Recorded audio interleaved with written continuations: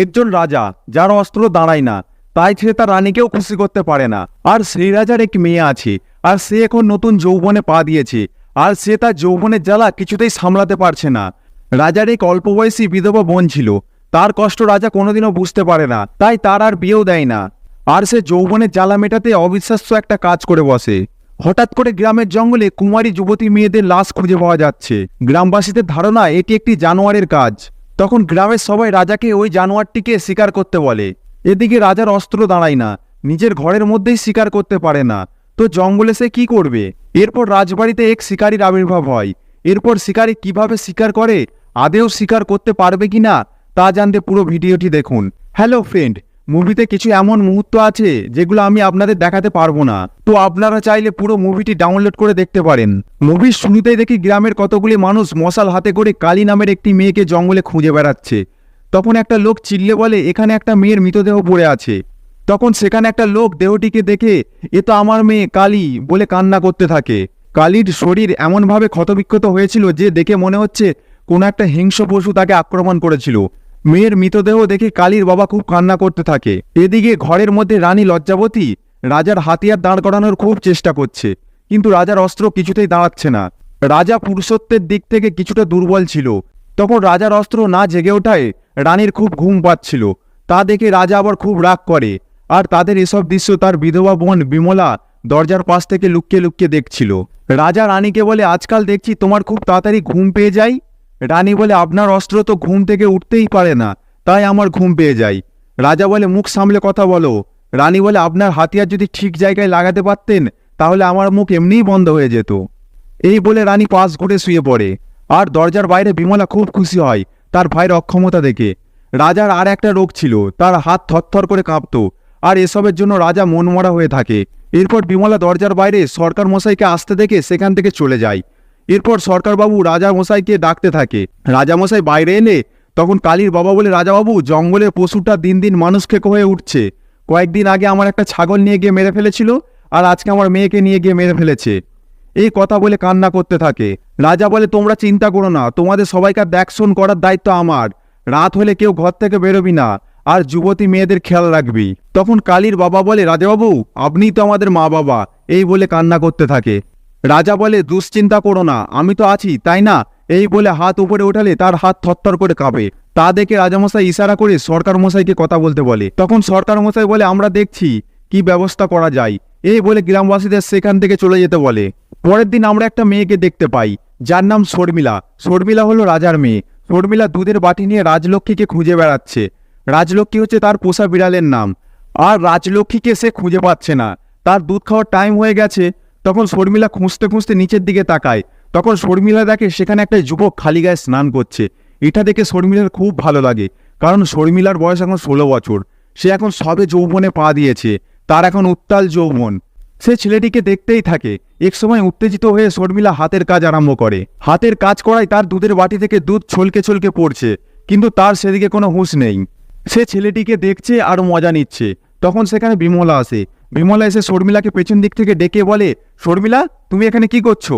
শর্মিলা তো থতমত খেয়ে যায়। বিমলা তখন নিচের দিকে তাকালে ছেলেটিকে দেখতে পায়, আর সে বিষয়টা বুঝতে পেরে ছেলেটিকে সেখান থেকে চলে যেতে বলে।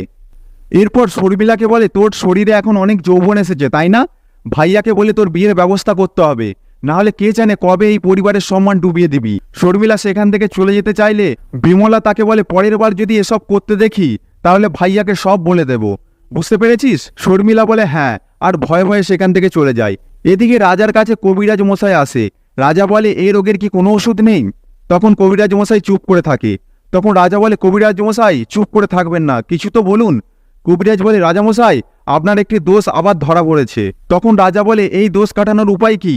তখন কবিরাজ বলে আপনাকে রাত্রে জঙ্গলে গিয়ে শিকার করতে হবে, আর তা গ্রামের মানুষকে খাওয়াতে হবে, আর রাতে দুধের সঙ্গে মধু মিশিয়ে খেতে হবে। আগে ঘরে সিংহ হন, পরে জঙ্গলের শিকারী হবেন। এ কথা শুনে রাজা তখন খুব অবাক হয়ে যায়।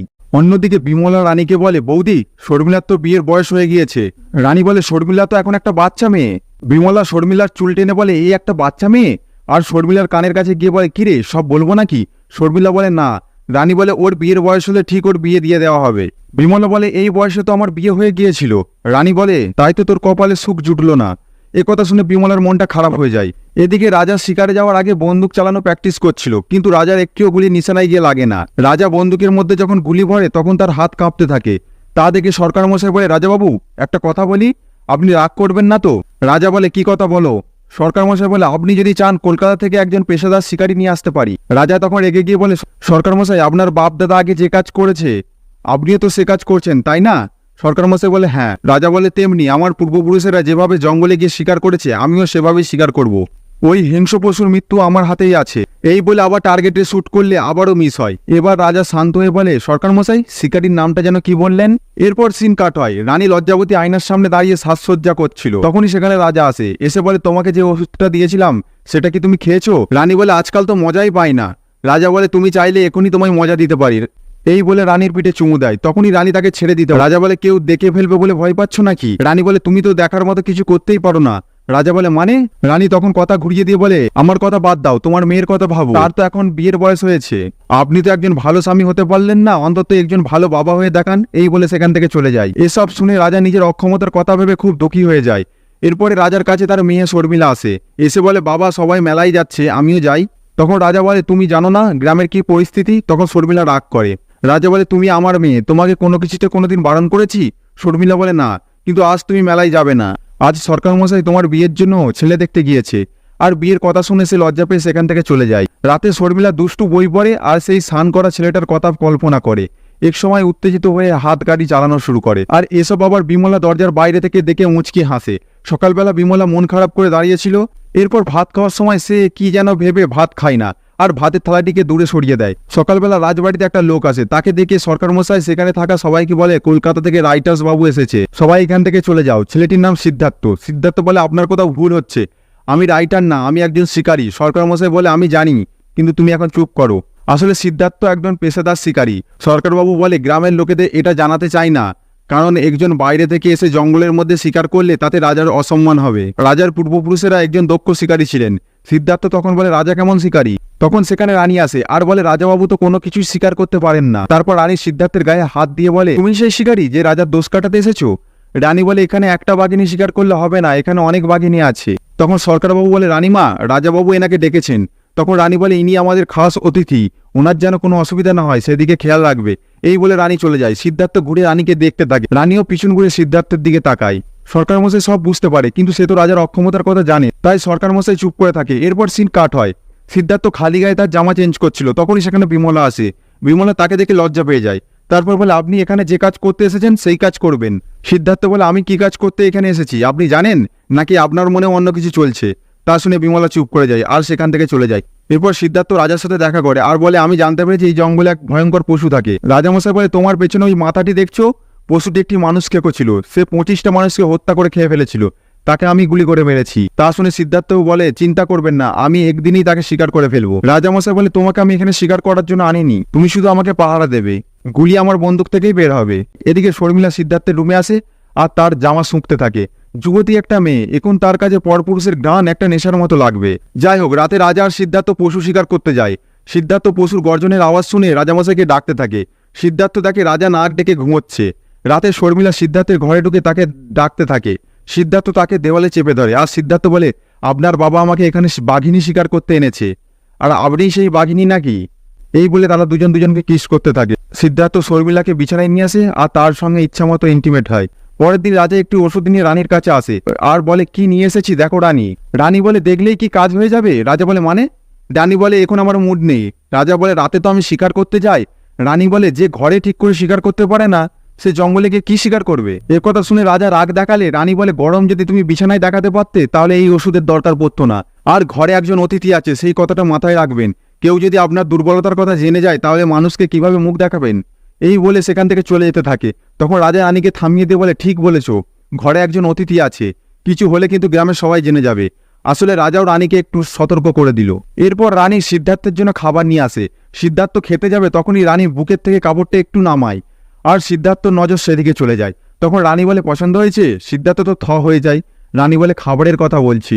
সিদ্ধার্থ কিছু বলতেই যাবে, তখনই সেখানে বিমলা চলে আসে। এসে বলে, বৌদি দাদা ডাকছে। রানী যাওয়ার আগে সিদ্ধার্থকে বলে, খাবার যদি পছন্দ হয় তাহলে আমাকে বলবেন। এখন কোন খাবারের কথা বলেছে আপনারা তো বুঝতেই পারছেন। রানী চলে যাওয়ার পর বিমলাও সেখান থেকে চলে যেতে চাইলে সিদ্ধার্থ বলে, আমার এত খিদে নেই, আপনি চাইলে আমার সঙ্গে কথা বলতে পারেন। বিমলা বলে আপনি ভুল চিন্তা করছেন। সিদ্ধার্থ বলে আপনি খাবারের কথাও বলতে পারেন বা অন্য কিছু। তা শুনে বিমলা সেখান থেকে চলে যায়। রাতে রাজা সিদ্ধার্থ আবার শিকার করতে যায়। আর একটু রাত হতেই রাজা আবার ঘুমিয়ে পড়ে। পরের দিন সিদ্ধার্থ আর শর্মিলা আবার ইন্টিমেট হয়। ইন্টিমেট শেষে শর্মিলা সিদ্ধার্থকে একটি চিঠি দেয়। সিদ্ধার্থ বলে এখনই পড়তে হবে, পরে পড়লে হবে না, বলে চিঠিটা পাশে রেখে দেয়। তখনই সেখানে বিমলা চলে আসে। বিমলা বলে এখানে কি হচ্ছে? সিদ্ধার্থ বলে আমি ওকে শিকার করা শেখাচ্ছি। কেন, আপনার কি মনে হচ্ছে? বিমলা শর্মিলাকে সেখান থেকে চলে যেতে বলে। শর্মিলা চলে গেলে বিমলা বলে এই ব্যাপারটা ভাইয়াকে বলতে হবে, তাহলে ভাইয়া তোমাকে গুলি করে মেরে দেবে। সিদ্ধার্থ বলে তোমার ভাইয়া তো ঠিকমতো বন্দুক ধরতে পারে না, তো কিভাবে গুলি করে আমাকে মারবে? বিমলা বলে মজা করা বন্ধ করো। সিদ্ধার্থ বলে আমি যা চাই তা আমাকে দিয়ে দাও, আমার বন্দুকে কিন্তু এখনো অনেক গুলি বাকি রয়েছে। তা শুনে বিমলা সিদ্ধার্থকে চড় মারতে যায়। তখনই সিদ্ধার্থ বিমলার হাত ধরে বলে আমি এ যুগের ছেলে, আমি কোনো নিয়ম মানি না। আমার চোখে তুমি একজন সুন্দরী নারী, তোমারও জীবন উপভোগ করার অধিকার আছে। তুমি বিধবা তো কি হয়েছে, তোমারও নতুন করে স্বপ্ন দেখার অধিকার আছে। বিমলা বলে আমার হাত ছেড়ে দাও। সিদ্ধার্থ হাত ছেড়ে দিয়ে বলে বিধবা হয়েছে বলে কি 4 দেওয়ালের মধ্যে বন্দী হয়ে থাকতে হবে? তোমার সুন্দর জীবন বাইরে অপেক্ষা করছে। বিমলা সেখান থেকে চলে যায়। এদিকে সরকার মশাই রাজামশাইকে একটা বুদ্ধি দেয়, তা হলো রাজা ঘরে বসে রানীর সঙ্গে ইন্টিমেট হবে, আর সিদ্ধার্থ রাতে জঙ্গলে যাবে শিকার করতে। সিদ্ধার্থ জঙ্গলে গিয়ে শিকার করে ফেললে তখন রাজা সেখানে গিয়ে হাজির হবে। তাহলে এদিকে ঘরে রানীও ঠিক থাকবে আর জঙ্গলে শিকার করাও হয়ে যাবে। প্ল্যান অনুযায়ী রাজা রাতে গোলাপ ফুল নিয়ে রানীর জন্য অপেক্ষা করতে থাকে। এদিকে শিকার করার জন্য সিদ্ধার্থ জঙ্গলে চলে আসে। অন্যদিকে শর্মিলা সিদ্ধার্থের জন্য একটা চিঠি লেখে। সিদ্ধার্থের সঙ্গে একজনকে পাঠানো হয় যেন সিদ্ধার্থ শিকার করলেই রাজাকে খবর দেওয়া যায়। কিন্তু রাত গভীর হতে সেই লোকটি ঘুমিয়ে যায় আর সিদ্ধার্থ বাড়ির দিকে আসতে থাকে। অন্যদিকে রানী রাজার কাছে চলে আসে। রাজা রানীকে গোলাপ ফুলটি দেয়। রানী গোলাপ ফুলটা নিয়ে রাজাকে 1 গ্লাস দুধ দেয়। রাজা দুধ খেয়ে রানীকে স্পর্শ করতেই যাবে, ঠিক তখনই রাজা বেহুশ হতে থাকে। রাজা বুঝতে পারে তাকে কিছু একটা খাওয়ানো হয়েছে। রাজার এমন অবস্থা দেখে রানী খুব হাসতে থাকে। আর একসময় শরীরের সব পোশাক খুলে সিদ্ধার্থের রুমে গিয়ে শুয়ে থাকে। আর সিদ্ধার্থ বাড়ি এসে রানীকে দেখতে পায়। রানী বলে আমি জানি আপনি একজন শিকারী, তো এত তাড়াহুড়ো করে কোথায় যাচ্ছেন? রানী বলে শিকার বলতে কিছু নেই, সব মানুষকে মেরে ফেলার ধান্দা। সিদ্ধার্থ বলে রাজাবাবু কোথায়? রানী বলে শুধু আপনার জন্য আমি রাজামশাইকে শিকার করে ফেলেছি, গুলি দিয়ে নয়, একটু আফিম দিয়ে। সিদ্ধার্থ বলে মানে? রানী বলে সকালবেলা তো আপনি চলে যাবেন, তার আগে আমার ইচ্ছাটা একটু পূরণ করে দেন। তার মানে রানী তার সাথে শারীরিক সম্পর্ক করতে বলছে। সিদ্ধার্থ রানীর সঙ্গে শারীরিক সম্পর্ক করতে থাকে। রানী তো পুরো পাগলের মতো করে। রাজা কবে তার সঙ্গে ইন্টিমেট হয়েছে সে কথা রানী ভুলে গেছে। ইন্টিমেট হওয়াতে রানী খুব মজা পাচ্ছিল। সিদ্ধার্থ সুযোগ বুঝে আফিমের পোল্লাটা হাতে নিয়ে নেয় আর তার অস্ত্র দিয়ে রানীকে জোরে ধাক্কা মারে। রানী হাঁ করে উঠলে সিদ্ধার্থ পোল্লাটা দিয়ে তার মুখ চেপে ধরে, রানীকে নিঃশ্বাস বন্ধ করে মেরে ফেলে। আর সিদ্ধার্থ রানীর গহনা কাপড় নিয়ে একটা দরজার কাছে আসে আর মুখ দিয়ে পাখির ডাকের আওয়াজ করতে থাকে। এরপর সিন কাট হয়। পরের দিন শর্মিলা সিদ্ধার্থের রুমে এসে দেখে তার মা নগ্ন অবস্থায় সিদ্ধার্থের রুমে শুয়ে রয়েছে। তা দেখে শর্মিলা পুরো থ হয়ে যায়। তখনই একটা চিল্লানোর আওয়াজ শুনে রাজার ঘুম ভেঙে যায়। রাজা দেখে শর্মিলা সুসাইড করেছে। মেয়ের মৃত্যুতে রাজা বাকরুদ্ধ হয়ে যায়। আসলে শর্মিলা মনে করেছিল তার মা সিদ্ধার্থের সঙ্গে ইন্টিমেট হয়েছে। সে তো সিদ্ধার্থকে প্রচণ্ড ভালোবাসত। সেই দিন চিঠিতে তার ভালোবাসার কথাই লেখা ছিল, কিন্তু সিদ্ধার্থ সেই চিঠিটা পড়েইনি। তাই সে আজকে তার মনের কথা বলতে এসে দেখে তার মা ওই অবস্থায় শুয়ে রয়েছে। তাই নিজেকে কন্ট্রোল করতে না পেরে এই ভুলটি করে বসেছে। রাজামশাই খুব কান্না করতে থাকে। তখন সরকার মশাই চিল্লে বলে রাজাবাবু রানীমাও মারা গিয়েছেন। তখন গল্পের টুইস্ট সামনে আসে। রানীর গহনা পরে বিমলা নতুন বইয়ের মতো বাড়ি থেকে চলে যেতে থাকে আর চারিদিকে তাকিয়ে মুচকি মুচকি হাসতে থাকে। তখন সিদ্ধার্থ তাকে ডেকে বলে তাড়াতাড়ি এসো। তার মানে সিদ্ধার্থ একটা বিধবা মেয়েকে নতুন জীবন দিতে গিয়ে পুরো পরিবারটাকেই মেরে ফেললো। এই গল্পে সবার কিছু না কিছু ভুল আছে। আর শুধু জঙ্গলের মধ্যেই না, আমাদের মানুষের মধ্যেও অনেক পশু বাস করে। আর এই মুভিটা এখানেই শেষ হয়। গল্পটি ভালো লাগলে চ্যানেলটি সাবস্ক্রাইব করে আমাদের সঙ্গেই থাকবেন। ধন্যবাদ।